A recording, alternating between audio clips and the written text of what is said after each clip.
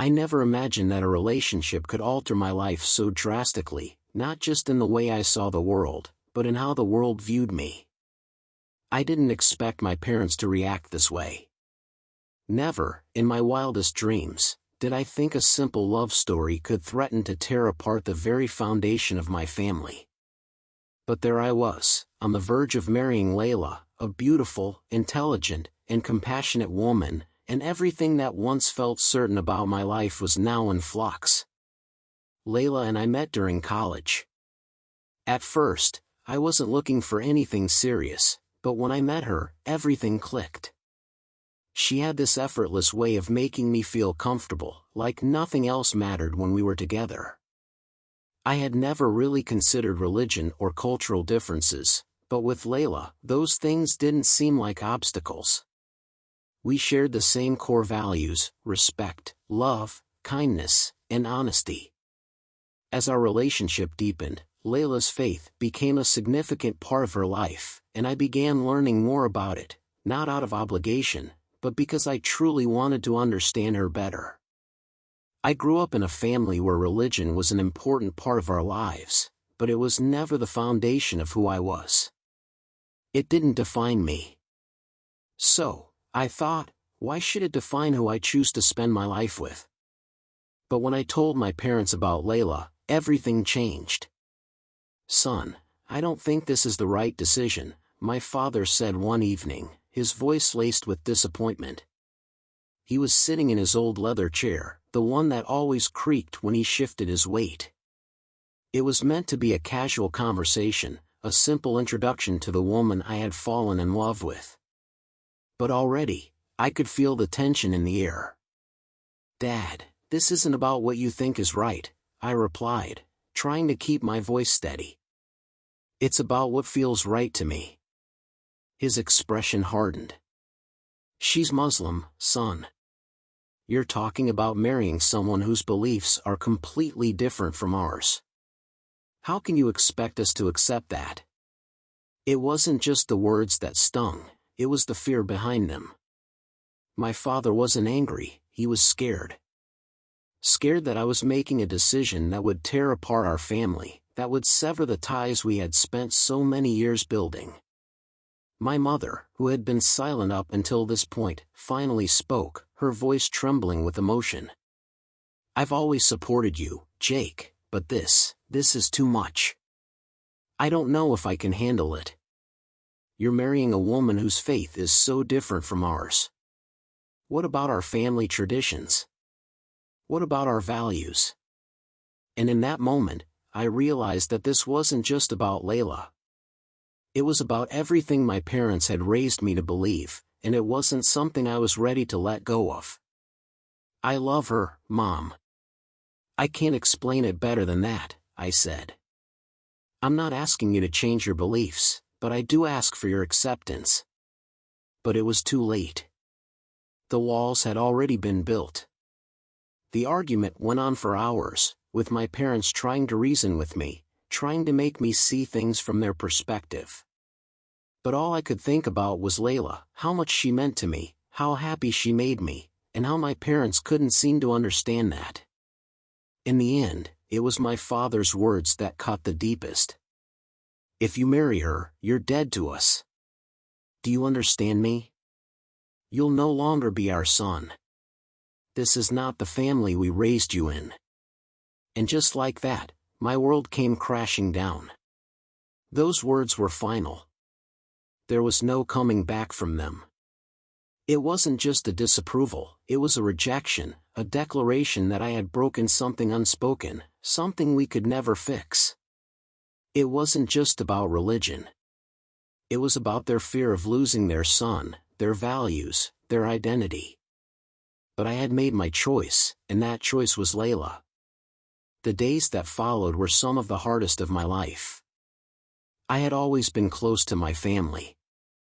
We shared everything, from holidays to simple Sunday dinners, but now, I was alone, torn between the family I had known my entire life and the woman I was about to marry. Layla stood by me through it all. She didn't understand why my parents were so upset, but she understood me. She never pressured me to choose, she just loved me. And that love gave me the strength I needed. But as the days turned into weeks, the grief grew heavier. My parents weren't just distant, they were gone. My phone rang with messages from them, filled with anger, pleading for me to reconsider. My father's messages were stern and cold, while my mother's were heartbreaking. She would send texts like, "I'm just not sure I can live with this, Jake," or "This is not the life we envisioned for you." Every word felt like a dagger to my heart. I wanted to explain. I wanted to tell them that love shouldn't have conditions, but it seemed like nothing I said would ever reach them. Layla and I continued with our plans. We got engaged, and for the first time in months, I felt like I had a future that was truly mine. But the absence of my family lingered, like an open wound that refused to heal. The hardest part was the holidays. Layla and I spent our first Christmas together, just the two of us. While it was special in many ways, it also felt incomplete. There was an ache, knowing that my parents weren't there to celebrate with us, that they weren't part of this new chapter in my life. "You've done all you can, Jake," Layla told me one evening, as we sat together. "If they can't accept us for who we are, then that's their problem. But don't let it eat you up." I wanted to believe her. I wanted to be strong, to not let their rejection define me. But it wasn't easy. The more I thought about the years I had spent with them, the more I realized that no matter how much the love I had for Layla didn't erase the pain of losing my family, but she was right, I had done everything I could. I had tried to bridge the gap, to make them see what truly mattered. Now, it was time for me to focus on my future. We got married in a small ceremony. It wasn't the grand wedding I had once imagined, surrounded by family and friends, but it was perfect in its own way. Layla was radiant in her dress, and as I looked at her, a profound sense of peace washed over me. She was my partner, my love, my future. My parents didn't attend the wedding, in fact, they didn't even acknowledge it. The absence of their presence, the empty seat where my father should have been, was a painful reminder of everything I had lost. But as I stood there, holding Layla's hand, I realized something: sometimes, the hardest choices lead to the greatest rewards. My family might not understand, but Layla understood me in a way no one else ever could. And in that moment, surrounded by those who truly cared for us, I knew I had made the right choice. It's been a few years since that day. My relationship with my parents is still strained, but I've learned to live with it. I don't know if they'll ever come around, but I've stopped waiting for their approval. I've stopped letting their rejection define me. Layla and I are building a life together, a life filled with love, hope, and the possibility of a future we can shape on our own terms. Of course, we've faced challenges, but we've faced them together. And in the end, I've realized that love isn't about meeting everyone else's expectations, it's about finding someone who loves you for who you are. Someone who will stand by you through thick and thin. Layla is that person for me. My parents may never understand, but I'm okay with that. Because in the end, it was my choice to make, and I chose love. Years have passed since that fateful day when my parents told me I was dead to them.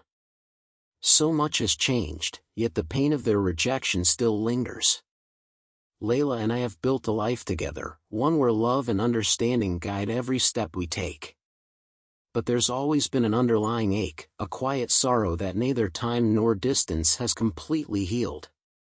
The holidays, birthdays, family gatherings, they all serve as painful reminders of what I lost when I chose to marry Layla. We had grown accustomed to being a small, intimate family, it was just the two of us and the love we shared. But deep down, I always carried a hope. A hope that somehow, someday, my parents would come around. One autumn evening, as I was going through old family photos, my phone buzzed. A text message from an unknown number appeared on the screen. "Jake, it's your mother. Can we talk?" My heart stopped. I stared at the message for what felt like an eternity, unsure if this was some kind of cruel joke. The last time I'd heard from my parents was when they severed all ties with me. That moment of finality, when they told me I was dead to them, was etched in my memory, and I couldn't shake the feeling that this was just another false hope. I showed Layla the message, and she knew exactly how I felt. Her expression was a mix of cautious optimism and quiet concern. "Do you want to talk to her?" she asked softly. I didn't know. I had spent so many years trying to move on, trying to build something beautiful with Layla, without the weight of my family's rejection. But as much as I didn't want to admit it, the pain of losing them was still very much alive. "I don't know if I can," I said, feeling the weight of the decision in my chest. "But I have to try." Layla nodded, her hand gently resting on mine. "You've done nothing wrong. If you want to give them a chance, then I'll support you. Just don't let their judgment define you anymore." I stared at the phone, my thumb hovering over the reply button. After a long pause, I finally typed, "I'm willing to talk." "When and where?" The reply came swiftly, "Tomorrow afternoon. Please come. I miss you, Jake." I didn't know what to expect.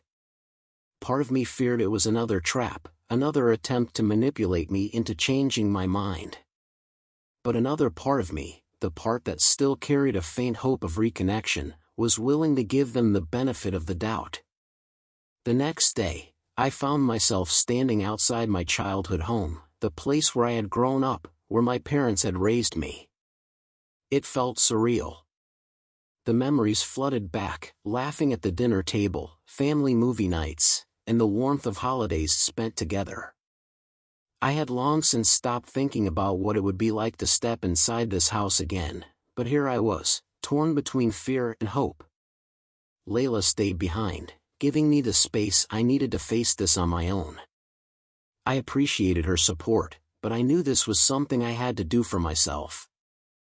I rang the doorbell, my heart pounding in my chest.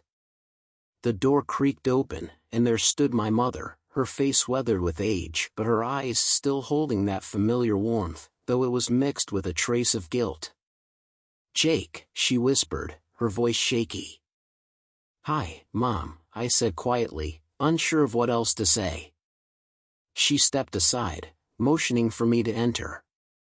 "Please, come in. We've missed you." I walked in, unsure of what to expect. The house hadn't changed much, it felt the same, yet everything was different. My father was sitting in his usual chair, staring at the TV, his posture stiff, his gaze avoiding mine. There was a long silence between us, and I could almost feel the tension in the air. "Jake, sit down," my mother said softly, guiding me to the couch. I sat down, but the space between us felt vast, like a chasm that words alone couldn't bridge. I glanced at my father, hoping for some sign, some acknowledgement that this meeting wouldn't be like the others. But when he finally spoke, his voice was cold. "So, you've come back." It wasn't the welcoming tone I had hoped for. It wasn't the reunion I had imagined. It was harsh, distant, and full of unresolved anger. "I didn't come back to fight, Dad," I replied, trying to keep my voice steady. "I came back because I want to understand. I want to know if there's any chance we can move past this." My mother's eyes filled with tears as she looked at my father, then back at me. "Jake, we're sorry. We've had a lot of time to think, and we realize that we were wrong. We should never have said those things to you. We should have supported you no matter what. You're our son." I could see the sincerity in her eyes, but my father wasn't ready to let go of his anger. "You can't just expect us to forget everything, Jake," he snapped. "You chose her over us. You chose a different path." The words stung, but I wasn't going to let him drag me into another fight. I didn't choose Layla over you, Dad. I chose love. I chose the person who makes me happy, who respects me, and who shares my values. I chose the person who stood by me even when the rest of the world turned its back. Love isn't enough, my father shot back. You're throwing away everything we taught you for some woman. I took a deep breath. This isn't about her, Dad. It's about us. It's about family. If you can't accept Layla, if you can't accept the life I've chosen, then we have nothing to talk about. For a moment, there was silence. My father's eyes softened just slightly. My mother reached for my hand, her grip warm but trembling. I could see the cracks in their facade, the years of regret, the weight of their pride. I don't know if we can ever understand you, Jake, my father said, his voice quieter now. But I don't want to lose you. I felt a small flicker of hope. It's not too late, Dad. It's never too late. The conversation didn't end with fireworks or grand declarations. It wasn't the perfect reconciliation I had dreamed of, but it was a step forward. Slowly, over time, my parents began to accept Layla. There were awkward dinners, quiet moments of discomfort, and many misunderstandings. But we worked through them, one conversation at a time. It wasn't perfect, we still had our differences. But the walls we had built over the years were beginning to crumble, piece by piece. It took time, and it took patience, but we were finding our way back to each other. Layla and I are now living a life that is ours, shaped by love, respect, and the knowledge that family is not defined by blood alone. Love, as I've learned, transcends all boundaries, whether they are cultural, religious, or familial. The bonds we share are stronger than any of the divisions that once threatened to tear us apart. And as I sit here, reflecting on the journey that has brought us here, I know that the hardest choices often lead to the greatest rewards. I chose love. I chose Layla. And in the end, that choice brought me the peace I never thought I would find.